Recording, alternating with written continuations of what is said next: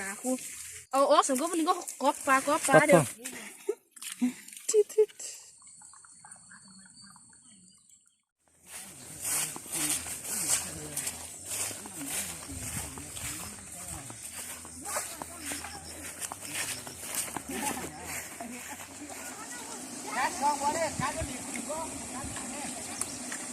อันนี้จอดนี้เลยเนี่ย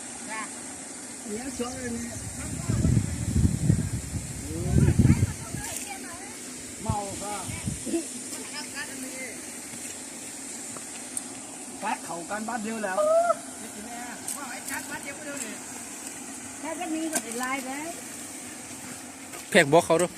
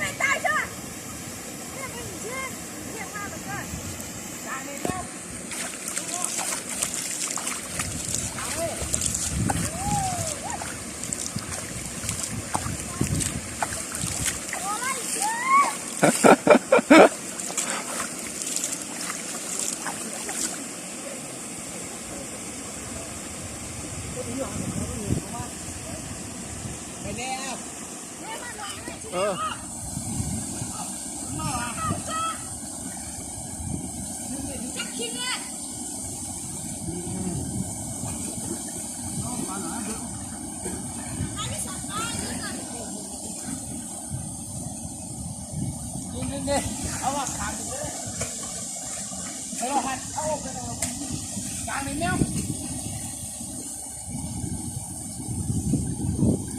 กินยากแย่กว่าเฮ้ยถึงมันโอ้มันกินมันถึงมันกินเนื้อกินเนี่ยแพ้เราเฮ้ยกูไปกินมันนะเฮ้ยมันกินมัน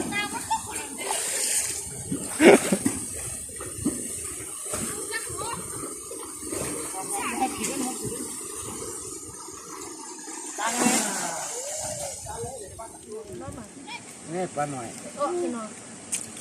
นี่จีเนสเลยเกี่ยวติดมือน่ะอันนี้นะก็อินจิเนียร์ปลากับที่หันเลยนี่ปลามาแล้วบุญเลยครับตาเอาไปแกงกินเดี๋ยวมันกัดอยู่หน้าไฟได้กันสุดเด็ดไล่ได้มือเบิ้งบ่กัดนี่แล้วคิดว่านี่กันหรอกัดมันนี่กันเด้ปลาเมื่อกัดหน้าไฟในปลาเซ็ตส่งกันไล่วันนี้นี่จ้ากัดมาขึ้นกัดหน้าไฟขึ้นลงไปแล้วตาย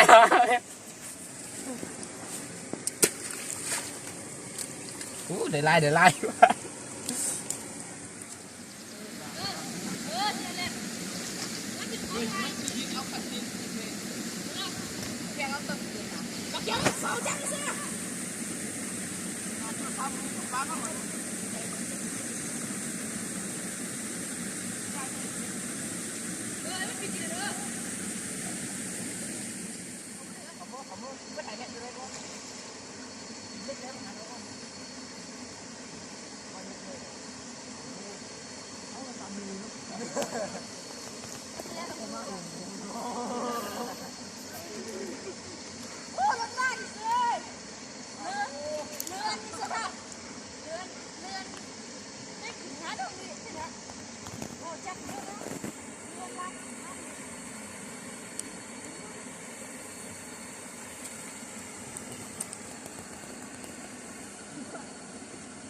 แต่ละตัวเนี่ยติ๊กต็อกเนี่ยเอาเกี่ยวไปเอาเกี่ยวรถเสร็จแล้วมาล้อ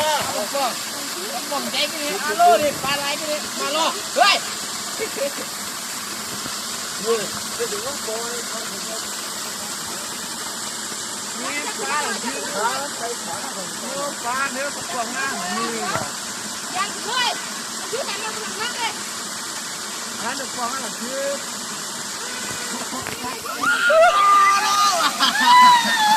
เฮ้ยเฮ้ยเฮ้ยเฮ้ยเฮ้ยปลาไหนเฮ้ยเฮ้ยจับเฮ้ยปลาจับเอาเลยนะ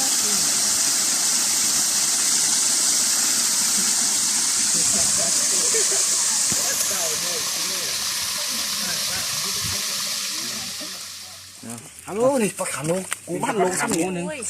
ปลาพันตายเนาะ จริงอ่ะมูเอ้ โอ้ใส่เขาเลยเหมาะสิเนี่ย อันไหนก็มีเนาะ ใช่ไม่ได้เลยที่ไหนเอานอน โลครับได้ก็ปลาขามได้เนาะฉันตัวแน่สบายเลยเต่าเนาะ ปลาคิงไม่ใช่ตัว เรากำลังเนี้ยกำลังสบายเนี้ยสบายที่เขานี่รุมสุริมาเป็นหนอ ปลาปอง หมุนหันนะ เดี๋ยวได้ปลาขาม ดูบา เนาะ งกี่ค่ายนะเจ๊กันเนี้ยต้นเขาสมัครเจ๊หนาคู นี่เขาใส่เนี่ยสินออกกันแน่เขาใช้สินออกเอาเนี่ยออกกันแน่ จะได้ประเทศนี้ตีได้ไม่ใช่เอาเต่าปลาได้เอาออกสมก็วันนี้ก็กอบปลาเดี๋ยวกระป๋อง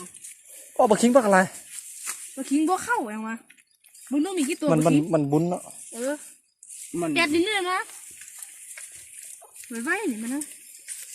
ชิมซิ ได้อยู่บ้านนี่นะ นี่เจี๊ยบมา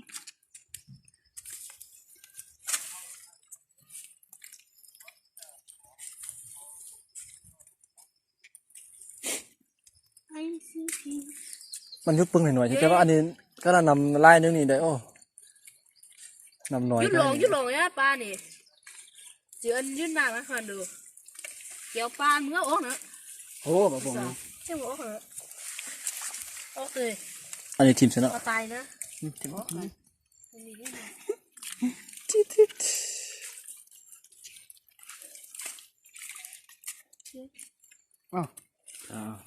ปลาดู โอ้ปลากลางเหมือนไข่เพชร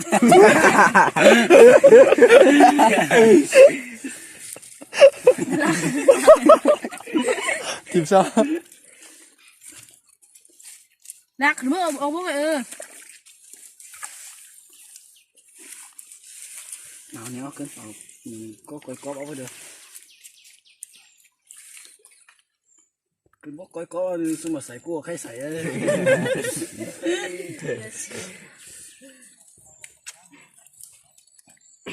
หลังปลาหลังยากๆเลยมีทิ้งนี่หลังยากๆ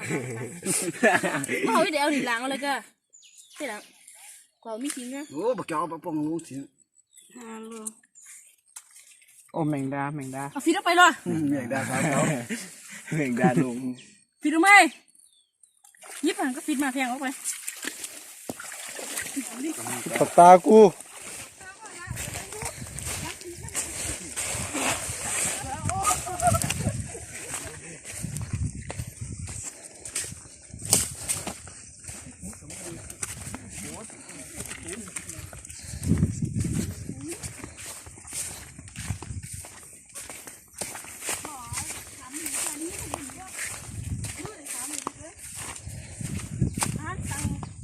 การมาเอานี่รอบนึงนะ มาตังเนื้อบ่ เอายังไง ลงนี่เลยวะ บนเลิก บางเลิกไม่ได้กินหัว เนื้อมันไฟลงเนื้อ บางเลิกไม่ได้กินอ่ะ มือเนื้อบ่บ่ คนแล้วเอา เดี๋ยวกูยกเลย คนแล้วคือ เดี๋ยวมันได้กี่ก็ปอกถอยหลังเลยก็ ไอ้เจ้ามาขนาดนี้ ไปเปาะ เจ้าว่ามันได้กิน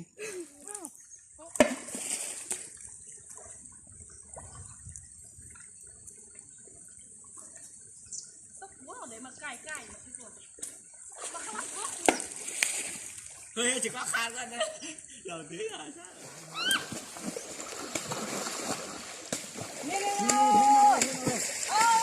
ปากคุณใจจ้ามึงไม่ไทย จะได้ปลาออกกันนะมันยศไม่ได้มันจะก็จางเอ้ย คือไปต้มนี้ มึงมาจางไอ้ชัว เฮ้ยมึงกด เขียวไว้นะปลาเตี้ยปลาส้มปลามวยนะคุณเจ้าบ้านน่ะคุณเจ้าบ้านปลาจางอ่ะปลาตัวไหนนู้นปลาปลาคิว เดี๋ยวปาดแต่ชัดก็ไอ้เยอะมงนี่เอาไปไหน ตื้อ ว่ายักษ์ให้เสียงบ่มองไม่ได้ อ๋ออ๋อสามกลมมึงตักไปเดียวเลยตักก็ ว่ากูถามใหม่ไอ้ดีเนี่ยการไม่มันการคุยด้วย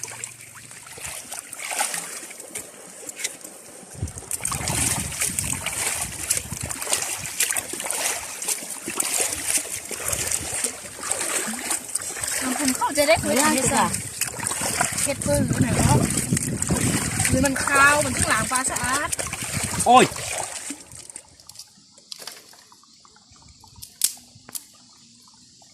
ก็อยากให้ได้ยินมาจัง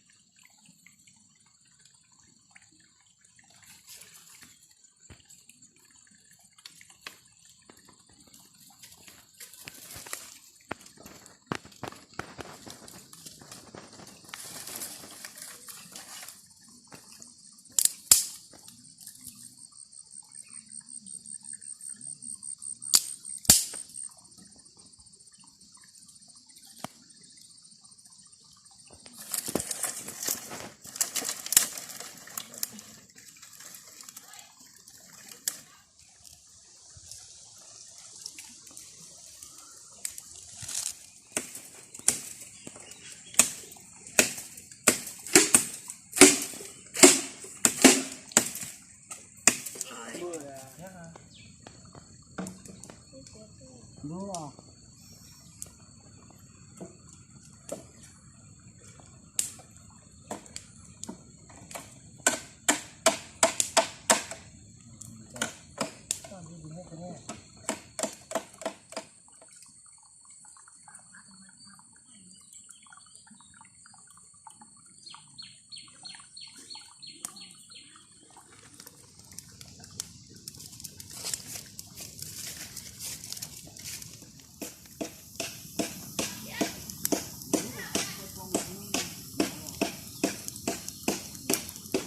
เยอะ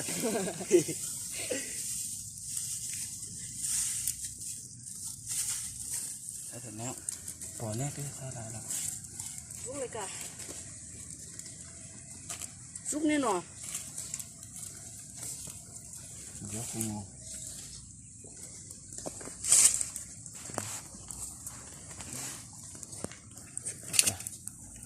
เฮ้ย เอาคุณเนี่ยตัวกันเอาใช้ปลานี่ แข็งหันหนังกะ นี่ได้ทำคนตัวนี้นี่ ยกมาดูใส่ใส่นี้ เอา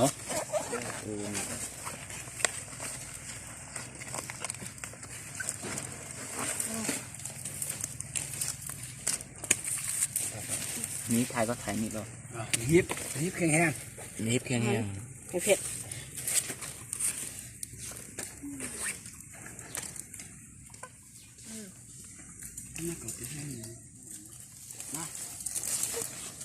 เอ็นเ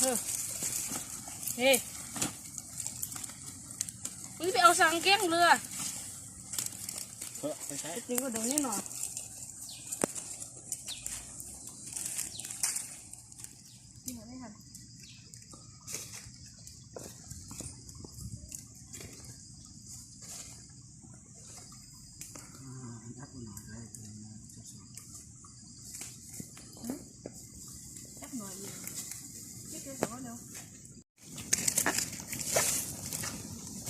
ปะปองไปรอแกงอ่ะ ฟืนแน่ๆป้องนี่ เทินเช่นน่ะ เอามึงฟืนเด้อ ฟืนเนี่ย เอาผมฟืนเด้อ กันปะปองอ้อหรือไรนี่ใครก็กินของเราเลย นี่ไอ้ตัวกินตัวอะไรกินตัวไอ้ลำ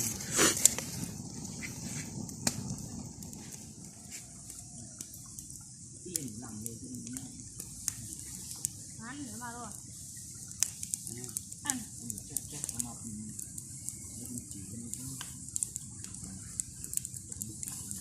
อ้าว นี่